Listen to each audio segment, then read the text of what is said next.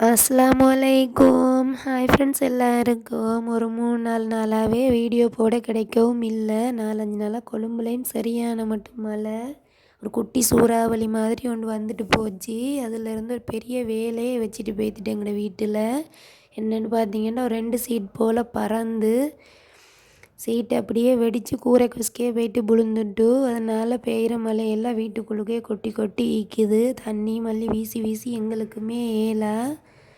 அதனால தான் வீடியோ எடுக்க கிடைக்கவும் இல்லை. அதையே யோசித்து இருந்ததால் கொஞ்சம் வேலையும் கூடயாக இருந்துச்சு.